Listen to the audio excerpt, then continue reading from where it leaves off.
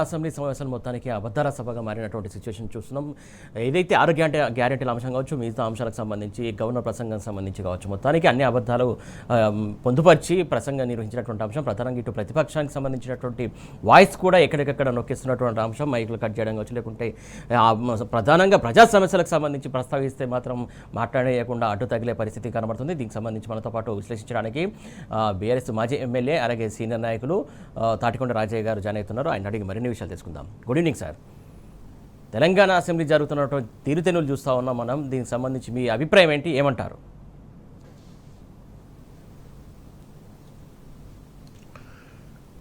ఈరోజు తెలంగాణ అసెంబ్లీ మొత్తం కూడా మరి అబద్ధాల కోరు ప్రభుత్వం సగం కాలం అయిపోయిందంటే 2 సంవత్సరాలు 3 నెలలు అయిపోయింది. ఇప్పటి వరకు చేసిందేమీ లేకుండా డంబికాలు పలుకుతూ గోబెల్స్ ప్రచారం చేస్తూ ప్రజాపాలన పేరుతోటి ప్రజలను వంచన చేస్తూ ఆ మాటలన్నింటినీ పచ్చి అబద్ధాలన్నింటినీ పాడిందే పాడరా అన్నట్టు గత గవర్నర్ ప్రసంగంలో ఏదుందో ఆ అంశాలే మళ్ళీ మళ్ళీ చెప్తూ ఏ ఒక్కటి కూడా ఇచ్చిన హామీలు నెరవేర్చకుండా మళ్ళీ అవే హామీలు ఇచ్చే పరిస్థితి అక్కడ కనబడుతూ ఉన్నది. అన్ని అబద్ధాల కోరు ప్రసంగం మరి కొట్టొచ్చినట్టు తెలంగాణ ప్రజలందరూ కూడా హేవగించుకునేటట్టు మరి గవర్నర్ ప్రసంగం ఉంది.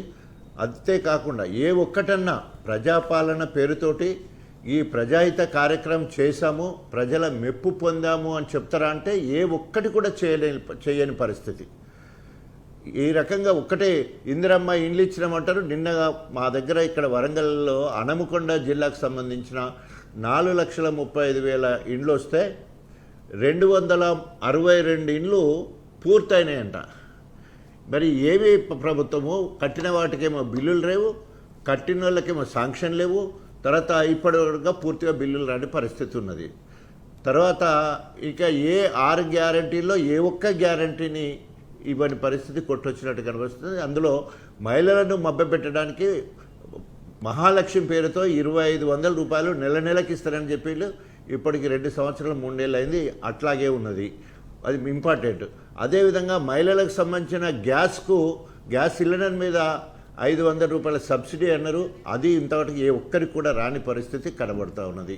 అదేవిధంగా వడ్లకు బోనస్ లేదు, యూరియా లేదు, 2,000 4,000 పెన్షన్ ఇవ్వనే లేదు, తర్వాత వికలాంగులకు 6,000 పెన్షన్ ఇవ్వనే లేదు. ఇట్లా చెప్పుకుంటూ పోతే ఏ ఒక్కటి కూడా అమలు పరచకుండా మళ్ళీ అమలుపరిచినట్టు చెప్తారు. ఇవాళ 5 సార్లు రైతు భరోసా వేయాల్సింది 2 సార్లు మాత్రమే వేశారు. సో ఏది చేయకుండా ఒక్కటికి 2 సార్లు, మీరు 2 సార్లునే వేశారు రైతు బంధు, మేము 3 సార్లే ఇస్తామన్నట్టు. వాళ్ళకి మీరు ఒక్కరికే పెన్షన్ ఇచ్చిన, ముసలాయనకి పెన్షన్ ఇచ్చారు, మేము ముసలమ్మకి ఇస్తాము, కోడలకు కూడా ఇస్తాము, 10,500 రూపాయలు నెలకు బ్యాంకులో జమ అయితే తీసుకోవాలన్నంత గొప్పగా మాట్లాడి ఈరోజు ఏరు దాటే వరకు ఓడమల్లన్న, ఏరు దాటినాక బోడమల్లన్న అన్నట్టు ఇవాళ కాంగ్రెస్ నాయకులు అబద్ధం ఆడడం కాకుండా పచ్చి అబద్ధాలను గవర్నర్ ప్రసంగంలో కూడా వల్లించడం అనేది సిగ్గుచేటు. ఇప్పటికైనా వాళ్ళు చేసేది కూడా ఏం లేదు, అయిపోయింది. ప్రజలందరూ, తెలంగాణ రాష్ట్ర ప్రజలందరూ ఒక తీర్మానానికి వచ్చారు, ఈ కాంగ్రెస్ ప్రభుత్వం ఏమీ చేయదు, ఇంకేమైనా అయితే మోసాలు చేస్తుంది, ఇంకేమైనా చేస్తే అన్యాయం చేస్తుంది, ఇంకేమైనా అయితే ఇల్లు కూలగొడుతుంది, ఇంకేమైనా అయితే ప్రజలను ఏడిపిస్తారు, ఆ ఏడుపులోనే రాక్షసానందం పొందుతాడు. రేవంత్ రెడ్డి స్వయంగా చెప్తున్నారు, నన్ను శాపనార్థాన్ని పెడుతున్నారు కదా, నన్ను తిడుతున్నారు కదా, దాన్నే నేను ఎంజాయ్ చేస్తున్నానంత హీనంగా మాట్లాడే పరిస్థితి దిగజారిండు రేవంత్ రెడ్డి గారు. సో ఇప్పటికి 2 సంవత్సరాల 3 నెలలు అయిపోయింది. తర్వాత ఆఖరి 6 నెలలు ఎలక్షన్లే ఉంటాయి. 1 సంవత్సరం పాటు పనులు మంజూరు చేసేదేమి ఉండదు, మధ్యలో ఉన్నది 1 సంవత్సరంలో. సో ఇన్ని రోజులు చేయకుండా ఇంకేమో చేస్తారని ప్రజలకు ఎలాంటి ఆశ లేదు. అది గవర్నర్ ప్రసంగం ద్వారా ఏమాత్రం కూడా నమ్మబలకలేకపోయిండు. డొల్లతనం బయటపడిపోయింది. అది మొత్తం అబద్ధాల కోరు ప్రచారంలాగా మిగిలిపోయింది, ప్రసంగంలా మిగిలిపోయింది. దాన్ని మొత్తం కూడా కేటీఆర్ గారు, మా వర్కింగ్ ప్రెసిడెంట్, ఈరోజు ప్రతిదీ కూడా సాక్ష్యంతో బీఆర్ఎస్ ప్రభుత్వం ఉన్నప్పుడు ఏమేమి చేసింది అంకెలతో చెప్పడం జరిగింది. వాళ్ళు మళ్ళీ అంకెల గ్యారెంటీ చేసి ఏదో మభ్యపెట్టే ప్రయత్నం చేస్తే ఎక్కడికక్కడ నిలదీస్తూ ఇవాళ కేటీఆర్ గారు నిండు సభలో మాట్లాడినప్పుడు మరి కాంగ్రెస్ వాళ్ళందరూ తెల్లముఖం వేసుకునే పరిస్థితి కనబడుతూ ఉన్నది. సో కాబట్టి ఇప్పటికైనా మేమైతే మీరు ఏ 6 గ్యారంటీలు ఇచ్చిందో అమలుపరచండి, ఏ 420 హామీలు అయితే ఇచ్చిందో వాటిని నెరవేర్చండి. వాటన్నిటిని నెరవేర్చే వరకు మా పోరాటంలో ఏమాత్రం ఉండదు. తప్పకుండా మిమ్మల్ని వెంటాడతాం, నిలదీస్తాం. ప్రభుత్వాన్ని కూల్చే వరకు నెరవేర్చండి, లేదా దిగిపోండి అనే వరకు కూడా మా పోరాటం ఉంటుందని చెప్పేసి ఇప్పటికే మరి గొప్పగా ఒక ప్రధాన ప్రతిపక్షంగా చేయవలసిన అన్ని రకాల కార్యాచరణతో ముందుకెళ్ళడం జరుగుతున్నది. ఈ అసెంబ్లీకనైనా అసెంబ్లీ బయటనైనా కూడా ఎక్కడ కూడా ఏ ఎమ్మెల్యే ఏ నియోజకవర్గానికి పోలేని పరిస్థితి. ఇవాళ ప్రజాపాలన ప్రణాళిక అని చెప్పేసి ఒక కార్యక్రమం పెట్టుకున్నారు, 99 రోజుల కార్యక్రమం అని చెప్పేసి. ఎక్కడ ప్రజలు పోవుడు లేదు, ఎందుకంటే పోయే ధైర్యం లేదు. సో వాళ్ళ కింద పనిచేసే ప్రభుత్వ అధికారులకు తప్పదు కాబట్టి వాళ్ళు పోతున్నారు. అక్కడ ఏం ప్రణాళిక తయారు చేస్తారు? 2.5 సంవత్సరాల తర్వాత ఇప్పుడు ప్రణాళిక తయారు చేసుకుంటా, ప్రగతి ప్రణాళిక తయారు చేయాలట. ప్రగతి ఏం సాధించాలని దాని ప్రగతి ప్రణాళిక తయారు చేయాలా? సో కాబట్టి ఏమి చేయలేని పరిస్థితి ఉన్నది. కాబట్టి తెల్లమిక వేసుకొని అధికారులు వెనుకకు తిరుగుతున్నారు. ప్రజలు అడిగే ప్రశ్నకు అధికారుల దగ్గర సమాధానం లేని పరిస్థితి కనబడుతూ ఉన్నది. ఓకే సార్, ఇంకా చాలా అంశాల గురించి చర్చిద్దాం. రాజయ్య గారు, ప్రధానంగా ఇక్కడ చూసుకున్నట్టయితే ఏదైతే సంక్షేమం పూర్తిగా సర్వనాశనమైనటువంటి సిచ్యువేషన్ మనం చూస్తున్నాం. కాకపోతే ప్రసంగాలు మాత్రం సంక్షేమం అద్భుతం అనే ప్రగల్భాలు బలిపించి అబద్ధాలు చెప్పించినటువంటి సిచ్యువేషన్ చూస్తున్నాం. ఇంకా పెట్టుబడులు అయితే అనేకంగా వచ్చాయని చెప్తున్నారు. కాకపోతే ఎక్కడ కనబడట్లేదు. ఎక్కడ కూడా ఇటుక పెట్టిన సందర్భం మనం చూడట్లేదు. ఎక్కడ ఒక శంకుస్థాపన చేసింది లేదు. ఎక్కడ కూడా ఒక బిల్డింగ్ కన్స్ట్రక్షన్ జరిగింది లేదు. ఎక్కడ ఫ్లైఓవర్ కన్స్ట్రక్షన్ జరిగింది లేదు. అన్నీ చూస్తున్నాం. ఎక్కడ కూడా ఏది కూడా కన్స్ట్రక్షన్ జరిగినటువంటి పరిస్థితి లేదు. మరి పెట్టుబడులు వస్తే ఎక్కడైనా కొత్త సంస్థ ఏర్పడితే అక్కడ ఆ సంస్థకు సంబంధించి శంకుస్థాపన చేయడమో ఇనాగ్రేట్ చేయడం ఇంకోటి ఏదో చూస్తాం. గత సర్కార్లో అట్లా చూసాం. అనేక బిల్డింగ్లు చూసాం, అనేక ఫ్లైఓవర్లు చూసాం, ఇన్ని చూసాం. కాకపోతే ఇన్ని అబద్ధాలతో కూడుకున్నటువంటి ప్రసంగం బయట కూడా ముఖ్యమంత్రి హోదాలో ఆయన చెప్పినటువంటి మాటలే ఇక్కడ కనబడుతున్నాయి అనిపిస్తుందా? అంటే 100% అండి. ఇప్పటివరకు వారు ఏ ఒక్క రంగం మీదన్నా పట్టు సాధించి మేము గొప్పగా చేసినాము అనేది ఎక్కడ కూడా లేదు. రైతుల విషయానికి వస్తే రైతు భరోసా లేదు, రైతు బీమా లేదు, రైతులకు 24 గంటల కరెంటు లేదు. తర్వాత రైతులకు సాగునీరు అందించలేక పంటలు ఇప్పుడే ఎండిపోవడం మొదలైంది. ప్రత్యేకంగా సాగునీటి విషయానికి వస్తే మా వరంగల్లో ప్రత్యేకంగా వరంగల్ అంటేనే దేవాదుల ప్రాజెక్టు కోసము ఉత్తమ్ కుమార్ రెడ్డి ఇరిగేషన్ మంత్రిగా ఒకసారి విజిట్ చేసి 1 సంవత్సరాల కాలంలోనే 3,000 కోట్లు కనుక విడుదల చేసేది ఉంటే మొత్తం పనులన్నీ అయిపోతాయి, 90% అయిపోయినాయి, ఓన్లీ 10% మాత్రమే అయిందని ఆయన ఒకసారి విజిట్ చేసి ఆయనే చెప్పిపోతాడు. తర్వాత ఇక్కడి ఇన్ఛార్జి మంత్రి పొంగులేటి శ్రీనివాసరెడ్డి గారు, ఉప ముఖ్యమంత్రి భట్టి గారు, 6 క్యాబినెట్ మినిస్టర్లతో కలిసి సమ్మక్క సారాలమ్మ బ్యారేజ్ దగ్గరికి పోయి కొండను దవ్వి ఎలుకను పట్టినట్టు అక్కడ 33/11 కేవీకి సంబంధించిన సబ్స్టేషన్కు శంకుస్థాపన చేస్తారు.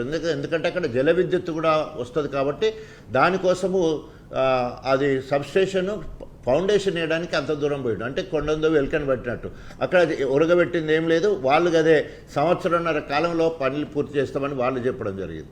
ఇప్పుడు 1.5 అయిపోయింది, 2 సంవత్సరాలు అయిపోయింది, 2 సంవత్సరాలు 3 నెలలు తర్వాత మా హరీష్ రావు గారు ఒకసారి విజిట్ పెట్టుకొని, అంటే 3rd ఫేజ్కు సంబంధించిన 6th ప్యాకేజీ దేవన్నపేట దగ్గర వచ్చి ఒకసారి విజిట్ చేసి త్వరలోనే ఆందోళన కార్యక్రమం చేపడతామంటే భయపడి మేఘాల మీద రేవంత్ రెడ్డి తన మంత్రులతో కలిసి మరొకసారి మొన్న విజిట్ చేసి ఇప్పటి వరకు కనీసము 1 ఎకరాకు అదనంగా నీళ్ళు ఇవ్వలేదు. 3,000 ఎకరాలు ల్యాండ్ ఎక్వైషన్ చేయాలంటే 1 ఎకరా కూడా ల్యాండ్ ఎక్వైర్ చేయలేదు. 1 పైసా నిధులు ఇప్పుడు 2 సంవత్సరాల 3 నెలల కాలంలో దేవాదుల కోసం 1 పైసా అంటే 1 పైసా కూడా విడుదల చేయలేదు. మీరు అన్నట్టు ఎక్కడ తట్ట మట్టి కూడా తీయని పరిస్థితి కనబడుతూ ఉన్నది. ఈరోజు ఒక దేవాదుల ప్రాజెక్టే సంబంధించిందే కాదు, ప్రతిది కూడా ఆయన రేవంత్ రెడ్డి వచ్చిన తర్వాత పెద్దవాగు 2 సార్లు కొట్టుకుపోయింది. SLBCలో 8 మంది సజీవ దహనమయ్యారు. అదేవిధంగా అక్కడ సుంకిశాల అక్కడ కుంగిపోయింది. తర్వాత కాళేశ్వరము 3 పిల్లలు కూలిపోతే ఇప్పటివరకు మరమ్మతు లేదు. తర్వాత అదేవిధంగా పాలమూరు రంగారెడ్డి ప్రాజెక్ట్ దగ్గర ఒక పంప్ హౌస్ దగ్గర కూడా డయాఫ్రామ్ అంతా కూలిపోతే దానికి మరమ్మతు లేని పరిస్థితి. అంటే 2.5-3 సంవత్సరాలకై 2 సంవత్సరాలు 3 నెలలు అయితే కనీసం మరమ్మతులు కూడా చేపట్టలేని దౌర్భాగ్య ప్రభుత్వం ఈ రేవంత్ రెడ్డి గారి ప్రభుత్వం. ఎక్కడైనా is a destructive government in the sense HYDRAA పేరు మీద దాదాపు 15,000 కోట్ల రూపాయల ఇల్లు కూలగొట్టిలు. ఇప్పుడు మూసే ప్రక్షాళన పేరుతోటి ఈరోజు గాంధీ విగ్రహం పెట్టే పద్ధతి చూస్తే నిజంగా ఎంత నిస్సిగ్గుగా ఇలా కాంగ్రెస్ మరి ప్రజలను పీడిస్తున్నదని చెప్పేదానికి ఒక్కొక్క సోషల్ మీడియాలో వాళ్ళ అరుపులు, పెడబొబ్బులు, శాపనార్థాలు, వాళ్ళు పడుతున్న బాధలు, వ్యతలు, గర్భిణీ స్త్రీలు, చదువుకున్న చిన్న ఎల్కేజీ యూకేజీ పిల్లలు మాట్లాడే విధానము, తర్వాత రెక్కాడితే కానీ డొక్కాడే అనేక కార్మికులు, ఆటో కార్మికులకు ఆశపెట్టి దాదాపు 160 మంది ఆటో కార్మికులు చనిపోయారు ఈ గవర్నమెంట్లో. రైతులు ఇప్పుడు రైతు భరోసా ఇవ్వనప్పటి నుంచి ఇప్పటి వరకు దాదాపు రోజుకు ఒక్కరు ఇద్దరు చొప్పున దాదాపు ఇప్పటికీ 832 మంది రైతులు చనిపోయిన పరిస్థితి. రెసిడెన్షియల్ పాఠశాలలు మాట్లాడదామంటే రెసిడెన్షియల్ పాఠశాలకు మరి దానికి కనీస అవసరాలు లేక పురుగుల తిండ్లు, పాములు, చెరువులు, అనేక విషజ్వరాలు వచ్చేసి దాదాపు ఇప్పటి వరకు ఒక 106 మంది చాలా అంశాలకు సంబంధించి ఏ రంగంలో సాధించిన విజయం అంటే ఏ రంగంలో కూడా సాధించరు. అన్నీ ఏదైతే ఇక్కడ కాంగ్రెస్ సర్కార్ వచ్చిన తర్వాత రద్దుకు సంబంధించి ఎక్కువ మనం చూస్తాం. ఏదైతే ఎయిర్పోర్ట్ మెట్రోలో రద్దు చేశారు, అటు ఇంకొకటి ఫార్మాసిటీ రద్దు చేసినటువంటి సిచ్యువేషన్, ఎస్ఆర్డిపి, ఎస్ఎన్డిపి, అనేక అంశాలు రద్దే తప్ప అటు ఏదైతే ఫ్యూచర్ సిటీ అని పేరుతోటి అక్కడ డేరా నగర్ ఏర్పాటు చేసారో ఆ డేర్ ఎత్తేసినటువంటి సిచ్యువేషన్ మనం చూస్తున్నాం. ఇక అన్ని కూర్చుడు విధ్వంసం చేసుడే తప్ప ఎక్కడైనా అభివృద్ధి అనేది కనబడుతుందా? ఇక్కడ ఆ విషయాలు ప్రస్తావిస్తే మళ్ళీ కేసులు లేకుంటే ఇంకో రకంగా ఇబ్బంది పెట్టడం, లేకుంటే అసెంబ్లీలో మాట్లాడనీయకుండా చూడడం.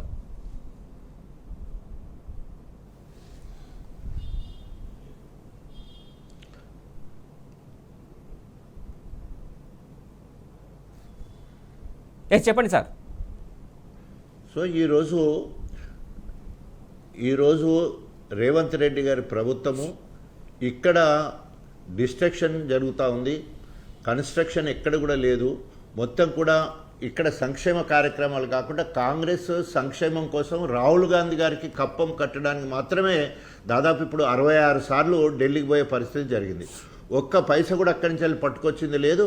ఏ ఎలక్షన్లు వచ్చినా అది ఇప్పుడు రేపు కేరళ ఎలక్షన్లు కావచ్చు, తమిళ ఎక్కడ కూడా మనకి ఇక్కడి నుంచి ఏటీఎం కార్డు లెక్క మన తెలంగాణ కాంగ్రెస్ ఇక్కడ దోసుకుంటుంది, కాంగ్రెస్ పార్టీ కాపాడుతుంది. కాబట్టి రేవంత్ రెడ్డి ఎన్ని తప్పులు చేసినా కూడా, ఎన్ని అప్రజాస్వామిక కార్యక్రమాలు చేసినప్పటికీ కూడా ఈరోజు ఆయన వెనకేసుకొచ్చే కార్యక్రమం జరుగుతుంది.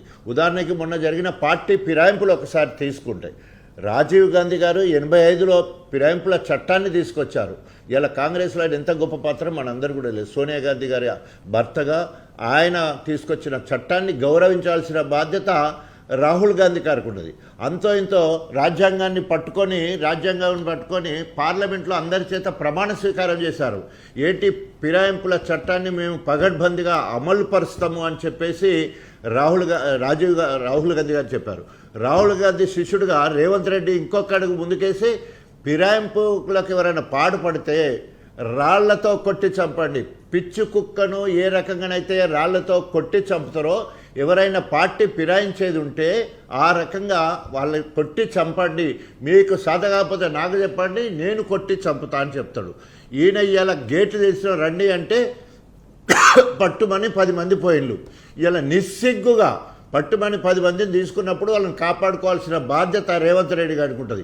ఇవాళ ఆయన ఏం చేస్తూ ఉన్నాడు, లే మీరు బీఆర్ఎస్ పార్టీ ఎమ్మెల్యేమని చెప్పుకోవమని నిస్సిగ్గుగా వారికి కళ్ళబొల్లి మాటలు చెప్పేసి మరి సిలిక పలుకులు నేర్పి ఎమ్మెల్యేలను స్పీకర్ దగ్గరికి పోయి సిలిక పలుకులు పలికిస్తూ ఉన్నాడు. అదేవిధంగా పలికిన పోనీ అట్లా ఉన్నాడంటే ఇవాళ స్పీకర్ కూడా మీరు బీఆర్ఎస్ సంబంధించిన వాళ్ళే, మీరు కాంగ్రెస్లో ఫిరాయించలేదు, పార్టీకి పోలేదు అని చెప్పేసి అక్కడ వాళ్ళు అంటూ ఉన్నారు. అంటే ఈరోజు నిన్ను నమ్ముకొని వస్తే వాళ్ళ జీవితం నా గర్క నా గడక కుడిదిలా పడ్డ ఎలుకల పరిస్థితి ఇవాళ 10 మంది ఫిరాయించిన ఇవాళ నమ్ముకొని వస్తే నట్టేయటం ఉంచినట్టు మొత్తము వాళ్ళని ఇవాళ నట్టేయటం ఉంచడం కాకుండా ప్రజల అబాస్పాలు అయిపోయింది. ఎవరైతే పార్టీ ఫిరాయింపులు ఇవాళ ఇక్కడికి వస్తే ఇటు కాంగ్రెస్ అని చెప్పుకోలేని పరిస్థితి, ఇటు వస్తే బీఆర్ఎస్ లాగా వాళ్ళతో కలిసి పనిచేయలేని పరిస్థితి. ఈరోజు ఎట్లా కేసీఆర్ గారు అంటున్నారు కదా, నిజం కదా, ఆడో అన్న చెప్పాలి, మొగాన్ని చెప్పాలి. కనీసం ట్రాన్స్జెండర్ వాళ్ళు కూడా ఇలా మాకు ఎమ్మెల్యే టికెట్లు కావాలి, కౌన్సిలర్ టికెట్ కావాలంటే నువ్వు ట్రాన్స్జెండర్ అదన్న చెప్పంటే ఏది చెప్పలేని పని ఏమున్నది చెప్పండి. ఆ రకంగా ఇవాళ నిస్సిగ్గుగా ఇలా ఫిరాయింపులను ప్రోత్సహించడం కాకుండా రాహుల్ గాంధీకి, రాజీవ్ గాంధీకి ఎన్నుపోటు పొడవుల్లో ఇవాళ రేవంత్ రెడ్డి నెంబర్ 1 ఉన్నాడు. ఇవాళ 10 మంది ఎమ్మెల్యేలను కూడా ఆ రకంగానే వాళ్ళ భవిష్యత్తు, జీవితంలో వాళ్ళ భవిష్యత్తు లేకుండా వాళ్ళకు రాజకీయ సమాధి కట్టిన వాళ్ళు ఎవరంటే ఈ నమ్మొచ్చినందుకు రేవంత్ రెడ్డి చేశాడు. ఇట్లా ఏ రంగం చూసుకున్నా కూడా ఎక్కడ తట్ట మట్టి తీయలేదు, ఒక చెట్టు పెట్టిన పరిస్థితి లేదు. 270 కోట్ల మొక్కలు పెట్టి ప్రపంచ రికార్డు సృష్టిస్తే కేసీఆర్ గారు మొత్తం ఇవాళ చెట్టు పెట్టడమే పాపం అన్నట్టు మొత్తం కనీసం పెట్టిన చెట్లకు నీళ్లు పోయలేని పరిస్థితి. ఎక్కడ కూడా పల్లె ప్రకృతి వనాలు గొప్పగా ఉండే, పల్లె ప్రకృతి వనాలను ఉండే అన్నీ కూడా ఇవాళ ఎడారి లెక్క ఎండిపోయిన పరిస్థితి కనబడుతూ ఉన్నది. ఎక్కడ పచ్చదనం లేదు, పరిశుభ్రత లోపించిపోయింది. మురికి కాలువలు, పట్టణాలన్నీ కూడా మురికి కూపాలైపోయినాయి. పల్లెలు కూడా మొత్తం ఎక్కడ వాళ్ళ అందవిహీనంగా ఉన్న పరిస్థితి కనబడుతూ ఉన్నది. మన హరీష్ రావు గారు చెప్పినట్టు ప్రతి నెల 270 కోట్ల రూపాయలు పల్లె ప్రగతి పేరుతోటి మనం గ్రామాలకు ఇస్తే దాంట్లో 10% నిధులు హరితహారం కోసం వాడేటట్టు, 80% మొక్కలు బ్రతికుండాలని చెప్పేసి, లేకపోతే మీ సర్పంచ్ తీసేస్తాము అని చెప్పేసి, సర్పంచ్ అంటే కథానాయకులు లెక్క ఉండాలని చెప్పేసి కార్యక్రమం మరి బీఆర్ఎస్ ప్రభుత్వంలో ఉంటే, ఈరోజు ఎక్కడెక్కడైతే బీఆర్ఎస్ పార్టీ సర్పంచ్లు గెలిచిందో అక్కడ కేంద్రం వెళ్తే ఉపాధి ఈజీఎస్ సంబంధించిన పనులు, సీజీ రోడ్లు ఇవ్వట్లేదు. మొత్తం కూడా ఆ నిధులన్నీ మరలించి ఎమ్మెల్యే గారే ఇస్తున్నట్టు, రాష్ట్ర ప్రభుత్వం ఉన్నట్టు దానికి సిగ్గు అంత దిగజారి పనిచేసే పరిస్థితి ఎలా గ్రామాలలో కనబడుతూ ఉన్నది. సో కాబట్టి ఏది ఏమైనా కూడా ఈరోజు వాళ్ళు అనుకుంటున్న ఏమన్నా కూడా మేము అధికారంలో ఉన్నాం, మాది నడుస్తుందని చెప్పేసి బెదిరించి అదిరించి, నా మీద ఇప్పటికే 89 క్రిమినల్ కేసెస్ ఉన్నాయి, దాదాపు 183 సివిల్ కేసెస్ ఉన్నాయి, ఇంతకంటే ఏముంటుంది, నిండజల్లికి సెలెక్టెడ్ అన్నట్టు మరి ఈరోజు ఒక రాక్షస వికృత ఆనందాన్ని రేవంత్ రెడ్డి అనుభవిస్తున్నారు తప్ప అటు మంత్రులు అసంతృప్తిగా ఉన్నారు, ఎమ్మెల్యేలు గ్రూపులు కట్టి ఆ రకంగా గ్రూపిజం చేస్తూ ఉన్నారు. ఆయన ఇవాళ ఎప్పుడు తుమ్మితే ఊడిపోయే ముక్కు లెక్కనే మరి రేవంత్ రెడ్డి గారి సీఎం పదవి ఉన్నది. సో అందరు కాసుకొని గుట్టనక్కల కాసుకొని మరి మిగతా వాళ్ళందరూ కూడా ఎదురు చూస్తున్నారు. కానీ ఈయన మంచితనంతో కనీసము ఆయన పార్టీ వాళ్ళనే మెచ్చుకునే పరిస్థితిలో ఇలా రేవంత్ రెడ్డి పాలన లేదు. రైట్ అండి. మొత్తానికి ఏ రంగం కూడా తృప్తిగా లేదు. ప్రధానంగా అందులో ఉన్నటువంటి మంత్రులు కావచ్చు, ఎమ్మెల్యేలు కూడా చాలా అసంతృప్తితో ఉన్నారు. ప్రభుత్వానికి సంబంధించి నిలదీస్తున్నారు. ప్రజల్లోకి వెళ్ళలేకపోతున్నాం, క్షేత్రస్థాయిలో మాట్లాడలేకపోతున్నాం, ప్రజా సమస్యలు తీర్చలేకపోతున్నాం అని ఆవేదన వ్యక్తం చేస్తున్నారని చెప్పేసి రాజా గారు చెప్తున్నటువంటి అంశం. ఇప్పుడు సార్ ప్రధానంగా చూసుకుంటూ ఉన్నాం, సమావేశాల్లో ప్రధానంగా చూసుకున్నట్టయితే ఈ అంశం సంబంధించి ప్రస్తావనకు తీసుకురాకుండా డైవర్షన్ పాలసీస్ అయితే చేస్తున్నారు మంత్రులు కావచ్చు, మిగతా ఎమ్మెల్యేలు కావచ్చు. చాలా అంశాలకు సంబంధించి ప్రస్తావించడానికి బీఆర్ఎస్ పార్టీ మాట్లాడుతున్నటువంటి క్రమంలో డైవర్షన్ పాలిటిక్స్ జరుగుతున్నాయి అనుకోవాలి అసెంబ్లీలో.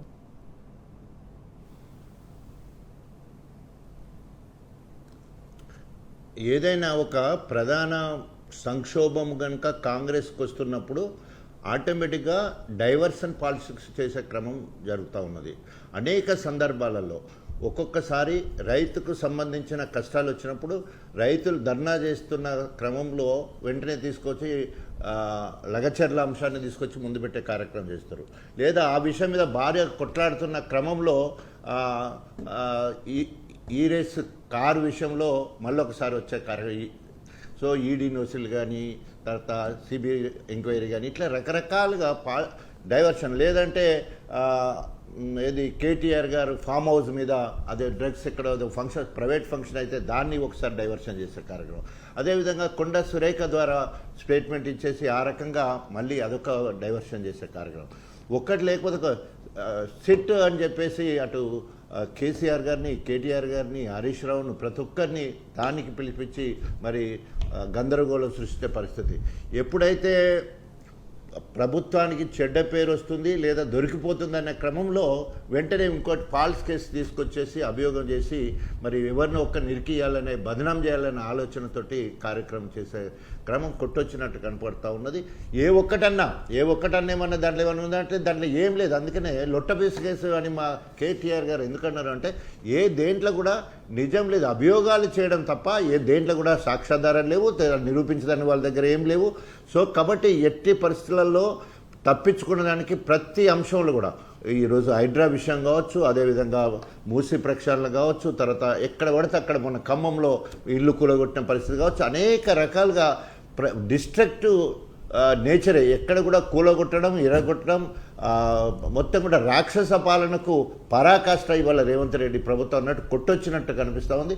ప్రజలు గొప్పగా మంచి పని చేసిందని చెప్పుకునేది ఒక్కటంటే మచ్చుతునుక ఒక్కటంటే ఒక్కటి లేని పరిస్థితి బహుశా భారతదేశంలో ఉన్న 28 రాష్ట్రాలలో అట్టడుగు స్థాయిలో ఉన్నది ఏది అంటే ఇలా తెలంగాణ కాంగ్రెస్ ప్రభుత్వము అట్టడుగు స్థాయికి చేరిందని చెప్పడంలో ఎలాంటి అనుమానం లేదు. తప్పకుండా దీనికి మూల్యం చెల్లవలసి వస్తుంది. ఏదో మొన్న సర్పంచ్ గెలిచినాం, ఏదో మొన్న మున్సిపాలిటీ గెలిచినాం, ఇంకేదో మొన్న 2 అక్కడ బై ఎలక్షన్ వస్తే గెలిచినాం అని చెప్పేసి విర్రవీగుతున్నారు. కానీ అది నిజం కాదు. ఎండమావులను చూసి భారీ వర్షాలు పడతాయని ఎట్లా ఊహించుకునే పరిస్థితే కనబడుతుంది తప్ప అక్కడ ఏం లేదు. ప్రజలలో ఉన్నది వేరు. రేపు జనరల్ ఎన్నికలు ఎప్పుడొచ్చినా కూడా కర్రు కాల్చి కాంగ్రెస్ పార్టీకి వాత పెట్టే పరిస్థితే ఉన్నది. సార్, ఇంకొక ప్రధాన అంశం సార్, ఏదైతే విద్యా వ్యవస్థ సంబంధించి ఆయన మాత్రం ఏదైతే విదేశాల హార్వర్డ్ యూనివర్సిటీకి వెళ్ళి 3 రోజుల పాటు విద్యను అభ్యసించాడు, రాను పోను ఫ్లైట్ల ఖర్చులు కూడా ప్రభుత్వం నుంచి వెచ్చించినటువంటి అంశం సంబంధించి కేటీఆర్ ప్రస్తావించారు. ఇవాళ ప్రధానంగా ఇక్కడ ఉన్నటువంటి విద్యా వ్యవస్థ సంబంధించి 10,000 కోట్ల రూపాయల బకాయిలు ఉన్నారు. లక్షలాది మంది విద్యార్థులకు సంబంధించి సర్టిఫికేట్ రాక చాలామంది ఇబ్బంది పడుతున్నటువంటి అంశం. చాలా బకాయిలు రాక కాలేజీలు కావచ్చు, వాటికి సంబంధించి మేనేజ్మెంట్ కూడా ఇబ్బందులు పడుతున్నటువంటి అంశం. వీళ్ళకి ఇవ్వడానికి డబ్బులు మాత్రం లేవు, ఆయన చదువుకోవడానికి మాత్రం డబ్బులు ఎక్కడి నుంచి వస్తున్నాయని చెప్పేసి ప్రధాన ప్రశ్నకు సమాధానం లేని పరిస్థితి. దాని గురించి మీరేమంటారు? ఇది నిజమే కదా. ఈరోజు ఆయన చదువుకోవడానికి హార్వర్డ్ యూనివర్సిటీ పోయి నాయకత్వ లక్షణాల కోసము ప్రభుత్వ డబ్బులను వాడుకొని ఆయన చదువుకొని రావడము మనము ఈరోజు బిల్లులు చెల్లించేటప్పుడు తెలిసిన అంశం ఉన్నది. ఇప్పటివరకు అనేక విద్యా సంస్థలు అనేక ఆర్థిక ఇబ్బందులతోటి సంక్షోభంతో మరి నడిపిస్తూ ఉంటే వాళ్ళకు ఫీజు రీఎంబర్స్మెంట్ విషయంలో కానీ అనేక బకాయిలు ఇప్పటివరకు ఇవ్వని పరిస్థితి కనబడుతూ ఉన్నది. ఒక విద్యా రంగంలోనే కాదు, వైద్య రంగంలో కూడా ఆరోగ్యశ్రీ కింద చేసిన అనేక ఇప్పటికి వాళ్ళైతే హాస్పిటల్ బంద్ చేసే పరిస్థితి కూడా అక్కడ ఏర్పడ్డది. తర్వాత రెసిడెన్షియల్ స్కూళ్ళల్లో డబ్బులు ఇవ్వకపోవడం వల్ల బిల్స్ ఇది మెనూ సరిగ్గా పెట్టకపోవడం వల్ల ఉద్దరతోటి అప్పుతోటి అక్కడున్న ఇన్ఛార్జ్ ఎవరో తీసుకొచ్చి పెట్టడంతో అరకొర వసూలతోటి ఆ రకంగా సమయానికి పుస్తకాలు ఇవ్వక, బట్టలు ఇవ్వక, తర్వాత బ్లాంకెట్స్ ఇవ్వక, వాళ్ళ చలికాలం అంతా కూడా అయిపోయింది, బ్లాంకెట్స్ కూడా సరిగ్గా ఇవ్వక చలితోటి చనిపోయిన పరిస్థితులు. తర్వాత వసతులు మౌలిక సదుపాయాలు లేక అక్కడ మరి విషజ్వరాలు, తర్వాత పురుగు, తర్వాత పాములు అనేక రకాలుగా చనిపోయిన సంగతి మనం చూస్తూ ఉన్నాం. ఇట్లా చెప్పుకుంటూ పోతే విద్యారంగాన్ని ఈరోజు ఆహపాతానికి తొక్కేసినట్టు ఇలా ఎంతో గొప్పగా మరి కేసీఆర్ గారేమో ప్రపంచానికి మేధావులు అందించాలని 1021 రెసిడెన్షియల్ పాఠశాలలు తీసుకొచ్చి ఒక సంవత్సరానికి ఒక విద్యార్థికి 1,20,000 రూపాయలు ఖర్చు పెట్టి గొప్పగా మరి ఎడ్యుకేషన్ స్టాండర్డ్ని పెంచేసి మన ఊరు మనబడి పేరుతోటి గొప్పగా 1/3 ఆఫ్ ద స్కూల్స్ను మొత్తం గ్రామంలలో ఉన్న స్కూల్స్ను మౌలిక సదుపాయాలు పెంచి ఇంగ్లీష్ మీడియం ఇంట్రడ్యూస్ చేసి గొప్పగా స్టాండర్డ్ పెంచడానికి కేసీఆర్ గారు ప్రణాళిక చేస్తే వాటన్నిటిని తుంగలో తొక్కేసి ఈరోజు ఒక ప్రణాళిక లేదు. ఆయన ఇప్పుడు విద్య నేర్చుకుంటా ఉన్నాడు. ఆయన ఇప్పుడు విద్యాశాఖకి ఎప్పుడు న్యాయం చేయాలి ఇంకా? సో అది రేవంత్ రెడ్డికి వీలుగాని అంశము. అదేవిధంగా ఎస్సీల విషయానికి వస్తే ఈరోజు ఘోరంగా ఆయన ప్రభుత్వం వచ్చిన కంచెలు ఎస్సీలను మరి అణగదొక్కే కార్యక్రమమే చేశాడు. ఎమ్మెల్యే టికెట్లు ఇచ్చినప్పుడు 10 మంది ఎస్సీ మాదిగకి ఇచ్చాడు. తర్వాత మంత్రివర్గంలో కొట్లాడడం ఒక్కతనికి ఇచ్చాడు. అదేవిధంగా 5 ఎమ్మెల్సీలతో ఒక్క మాదిగకి ఇయ్యని పరిస్థితి అవపడ్డది. తర్వాత 2 రాజ్యసభ కూడా ఒక్కటి కూడా ఎస్సీలకి ఇయ్యని పరిస్థితి కనబడుతూ ఉన్నది. ఎస్సీలకు మొత్తం కూడా వ్యతిరేకంగా ఈ ప్రభుత్వం ఉంది. అంతే ఎస్సీలను ఏబీసీ చేసినామని చెప్పేసి వర్గీకరణ చేసినామని చెప్పి వర్గీకరణ చేసి ఈ రోజుకు కరెక్ట్గా దగ్గర సంవత్సరం అవుతుంది. దాన్ని అమలు పరచకముందే మనము నోటిఫికేషన్లు ఇస్తే దాదాపు 60,000 ఉద్యోగాలు వారికి రిజర్వేషన్ ఎస్సీ ఏబీసీ చేసిన ఒక 2% తక్కువ ఎస్సీ బాధికకు చేసినప్పటికి కూడా సరే ముందైతే ఏబీసీ కానీ అని అందరం సహకరించడం. రేపు జనాభా లెక్కలు జరిగిన తర్వాత పెరిగిన జనాభాకు అనుగుణంగా మళ్ళించుకుందామని ఒక చిన్న కారణంతో వేసినా కూడా ఇప్పటికి సంవత్సర కాలంలో ఒక్క రిక్రూట్మెంట్ లేదు. గతంలో ఆయన నోటిఫికేషన్ల రిక్రూట్మెంట్ అయినప్పుడు కూడా ఏబిసిడిని ఎక్కడ కూడా అమలు పరిచిన దాఖలు లేవు. ఇట్లా మభ్య పెట్టుకుంటూ ముందుకెళ్తున్నాడు. ఏ ఒక్క వర్గానికి సంబంధించిన విశ్వాసాన్ని కూడా ఈ రోజు వరకు కాంగ్రెస్ రేవంత్ రెడ్డి కాంగ్రెస్ మంత్రులు లేదా ఎవరు కూడా పొందని పరిస్థితే కనబడతా ఉన్నది. కాబట్టి అందుకనే కావాలి రావాలి కేసీఆర్ గారు అని చెప్పేసి యావత్ తెలంగాణ ప్రజలందరూ కూడా మరి దేవుడికి ఎదురు చూసినట్టు ఎదురు చూసే పరిస్థితి. కేసీఆర్ గారు కావాలి రావాలి, బీఆర్ఎస్ ప్రభుత్వం మళ్ళీ వస్తేనే అన్ని సంక్షేమ అభివృద్ధి కార్యక్రమాలు మళ్ళీ నడుస్తాయి, జరుగుతాయి, అందరు ఇంటి పాదులం సంతోషంగా ఉన్నామని చెప్పేసి అనుకునే రోజులు వస్తాయి.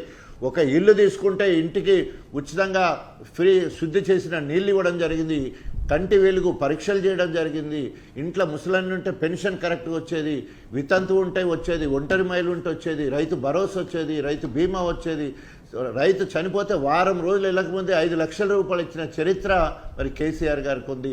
ఆ రకంగా చెప్పుకుని పోతే ఇంటిల్లి పాదులను ఆదుకున్నది బీఆర్ఎస్ ప్రభుత్వము, ఈరోజు ఇంటిల్లి పాదులను అరిగోస పెడుతున్నది కాంగ్రెస్ ప్రభుత్వం. మీరు అన్నట్టు ఏదైతే రైతు బీమాకు సంబంధించి కూడా అది రెన్యువల్ చేయలేని పరిస్థితి, అది దానికి కూడా పంగనామం పలికారని చెప్పేసి చాలామంది చెప్తున్నటువంటి అంశం, అదెందుకు పక్కన పెట్టారు అనుకోవాలి సార్?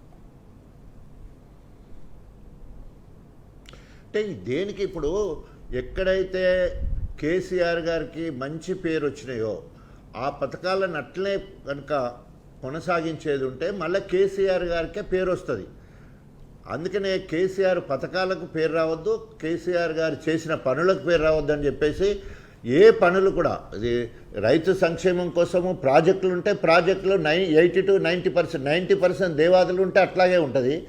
80% సీతారామ ప్రాజెక్టు కట్టేస్తే 20% చేయరు. పాలమూరు రంగారెడ్డి 80 to 85% అయిపోతే మిగతాది పూర్తి చేయరు. ఇవాళ అన్ని సాగునీరు పూర్తిగా రాష్ట్రం మొత్తం వచ్చే పరిస్థితి, 3 పెద్ద ప్రాజెక్టులు ఇంతవరకు పూర్తి చేయని పరిస్థితి. 2.5 సంవత్సరాల కాలమైనా కూడా అవి పని పూర్తి చేస్తే ఎవరికి పేరు వస్తుంది? కేసీఆర్ గారికి పేరు వస్తుందని ఆ పనులు చేయలేదు. రైతు బీమా భారతదేశంలో కాదు ప్రపంచంలో కూడా ఎక్కడ కూడా రైతు చనిపోతే 5 లక్షల రూపాయలు ఇచ్చిన సందర్భం లేదు. కానీ కేసీఆర్ గారు మనసున్న మహారాజు కాబట్టి ఇవాళ రైతు బీమా ఇచ్చిండు. కేసీఆర్ మనసున్న మహారాజు కాబట్టి కేసీఆర్ కిట్ ఇచ్చిండు. కేసీఆర్ మనసున్న మహారాజు కాబట్టి న్యూట్రిషన్ కిట్ ఇచ్చిండు. ఆత్మీయతను పంచిండు. ఒక కుటుంబంలో రైతు చనిపోతే అది బజారు పడిపోతుంది, ఆ కుటుంబం ఆదుకునే నాదులు లేకుండా అయిపోతాడంటే 5 లక్షల రూపాయలు ఇవ్వడంతో పాటు ఆ ఇల్లాలు ఎవరైతే ఉన్నదో పెన్షన్ ఇచ్చి ఆ కుటుంబాన్ని మొత్తాన్ని కూడా ఆదుకున్న పరిస్థితి మనం చూసినాం. ఆ రకంగా కుటుంబంలో ఉన్న సభ్యులందరూ కూడా కేసీఆర్ గారిని ఇప్పటికీ దేవుడని ప్రతి ఇంట్లో ఇవాళ కేసీఆర్ గారి బొమ్మ ఉన్నది. సో అది ఇప్పుడు మళ్ళీ బీమా ఇచ్చేదంటే రైతు బీమా ఇచ్చేదంటే ఈయనకు వచ్చేదే ఉంటుంది, ఏమి ఉండదు కదా. అందుకనే అది క్యాన్సర్. అంటే ప్రజాహిత కార్యక్రమాలు, ఆత్మీయతను పంచుకున్న అన్ని కార్యక్రమాలు ఇవాళ మరి అడుగంటిపోయినాయి. అన్నింటినీ కూడా మెల్లమెల్లగా తొంగులో తొక్కే కార్యక్రమం చేస్తూ ఉన్నాడు. రైతు భరోసా కూడా ఎందుకు ఇవ్వాలి? రైతు భరోసా కూడా అంటే రైతు బంధువు అని మనం బంధువుగా, రైతుకు ఒక బంధువుగా ఇచ్చి రైతుకు పెట్టుబడి ఇచ్చి ఆదుకున్న పరిస్థితి ఉన్నది. రైతు ఆత్మహత్య చేసుకోకుండా ఉండడానికి ఎన్ని కారణాలన్నీ మనం చేసినాం.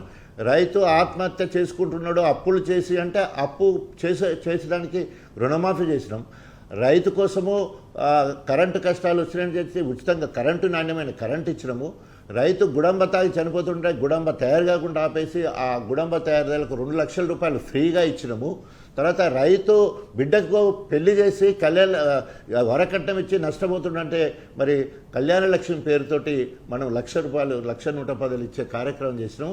విద్యార్థుల చదువు కోసం అంటే రెసిడెన్షియల్ పాఠశాలలు తీసుకొచ్చు. అంటే రైతు ఎన్ని రకాలుగా నష్టపోతాడో అన్ని రకాలుగా నష్టాలను తీర్చాలనే ఉద్దేశంతో ఒక ప్రణాళికబద్ధంగా దాని మీద స్టడీ చేసి రైతును ఆదుకునే అనేక కార్యక్రమాలు చేయడం జరిగింది.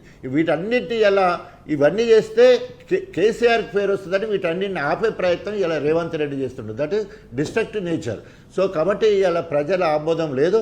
ఓన్లీ అధికార బలంతో అహంతో పోలీసులను రంగంలోకి దింపి మొన్న ఎలక్షన్లకు గెలవడం కానీ డబ్బులు పెట్టి అనేక రకాల అవినీతికి పాల్పడి బెదిరించి అదిరించి మరి ఈరోజు ఏదైతే సర్పంచి లేదా మున్సిపాలిటీ ఎన్నికల్లో వాళ్ళకి వచ్చిన సీట్లు ఉన్నాయో అది నిజమైన బలం కాదు.